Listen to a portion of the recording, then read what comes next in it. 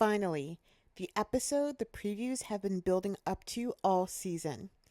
We get some guest appearances from some infamous key players from the Kyle Sutton dinner confrontation. Crystal, Anne-Marie, and Garcelle bring to light what Sutton hasn't been able to spit out. Let's talk about it on this week's recap of The Real Housewives of Beverly Hills.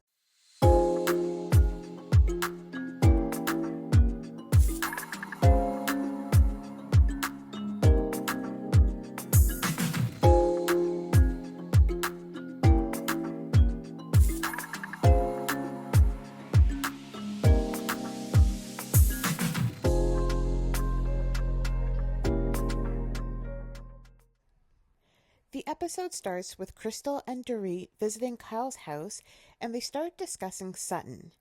Kyle does another impression of Sutton's odd behavior and asks them what they think it is. Dorit says that Sutton is a drinker and blames it on her drinking.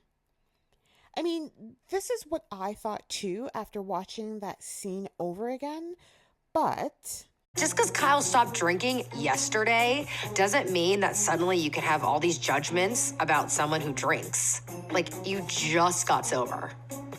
Crystal is the voice of reason, and it does seem like Kyle is being a little judgy about Sutton.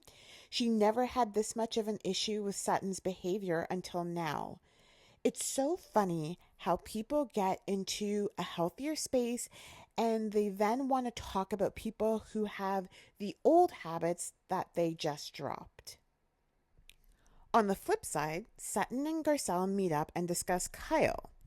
Sutton tries to get across that something is up in Kyle's marriage, and she comes up with this trail of evidence that she's noticed. She is talking to everyone but Kyle about her concerns.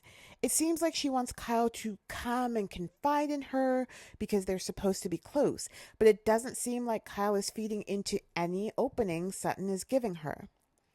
I like that Garcelle was able to validate what Sutton was saying, but not seem like it was a big pile-on trashing Kyle. She was just getting info so she could stir the pot later. Garcelle and Jax go to dinner. She talks about trying to spend one-on-one time with her twins who have grown to be so different from each other as they've gotten older. Garcelle finds out that Jax looked up information about his parents' divorce and knew about his father's cheating since he was 8 years old. 8 years old! He said he was curious and he looked it up. Kids today have so much access to information.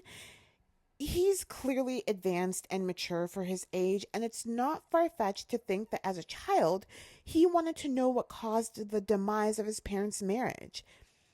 I don't even know if I could use a computer on my own at 8 years old, let alone research blogs to find out about a divorce. Okay, this is the first scene we get with Morgan Wade, and this is my first time seeing Kyle and how she acts with her. Is it just me, or does Kyle seem a little giddy and super chummy with her? Not that it's outright flirting, but Kyle seemed like a little schoolgirl. It's like she wants Morgan to like her. They are total opposites, though. Kyle talked about not drinking and how people keep asking her about it, and how she's worried she might be judged more for not having any edibles at her upcoming party. It's interesting to see how much Kyle worries about what other people think about her. Morgan tells her to just go with the flow and not worry about what judgment could come from other people. If she wants to have edibles at the party, then have them. If she doesn't want to, don't. I can't believe at her big age, Kyle needs someone to actually tell her that. I don't know, I'm not sure about there being a relationship with Morgan. I think Kyle's just having her eyes opened to someone who is authentically themselves, and she admires that and wants to be that herself. Part of that admiration is turning into Kyle, getting tattoos like Morgan and maybe dressing a little differently to emulate Morgan's style. It really does seem like a schoolgirl crush.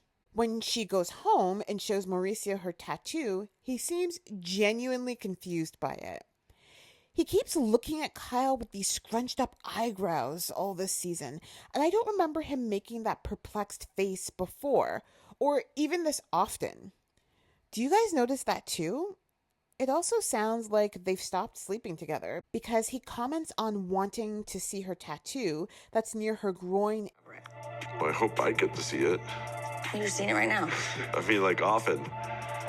Well, So, Kyle's dinner party starts.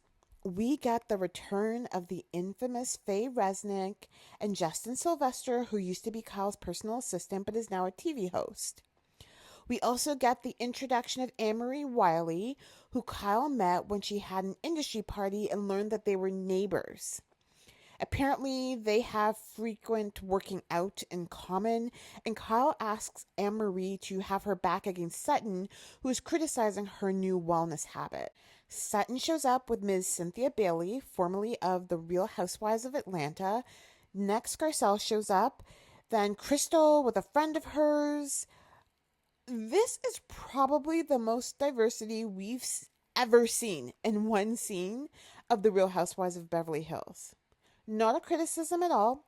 I like to see them expanding their circle and welcoming other people in. Before we get into the showdown, the amount of shade in the confessionals this episode. The only time I noticed jewelry is when, after the robbery, Dorit still had hers. he is very powerful globally. I'm not talking about selling houses. The ladies have been stepping it up, and I love it. Well done. Kyle and Sutton try to have another conversation, and Kyle rightfully calls Sutton out on deflecting whenever she acts out. Sutton says she was acting weird at Magic Mike because she found out her ex-husband is taking a job in London, so she may gain full custody of her youngest son, James, which results in more child support for her. Her justification for this weighing on her is that she'll have to battle her ex-husband out in court. It definitely sounded like an after-the-fact excuse she's trying to plug in there. Kyle then questions if it was Sutton's meds or her drinking that's causing her to act weird, which Sutton didn't like and left the room. She goes back to the dinner table, and when someone asks where the hostess is, Sutton says she's In denial about something. But it's true. When Sutton feels attacked, she does try to sting the person who she feels is attacking her, especially when she doesn't feel understood. I will commend Crystal for trying to get in the mix by joining Kyle and Sutton when they were trying to hash it out. She also tries to get them to clear the air before dinner in front of everyone at the table. But funny enough, it's newbie Anne-Marie who takes it a little farther and tells them that they're saying words, but they aren't actually saying anything at all.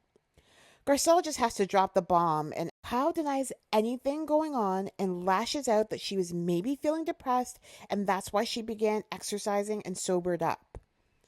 We have to remember that Kyle lost a close friend who ended their life before this all happened.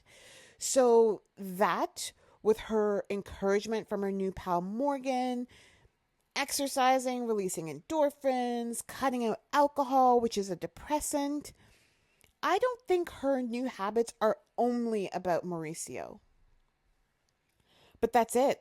We end on a to be continued with no previews for the next episode. This has been what the buildup has been for the last 6 weeks. What did you guys think? Has it been worth the wait?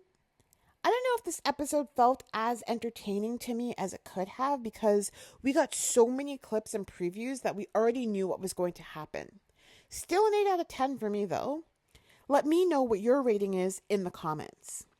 That's it for this week's episode. Be sure to like the video, subscribe to the channel, and we'll catch up next week.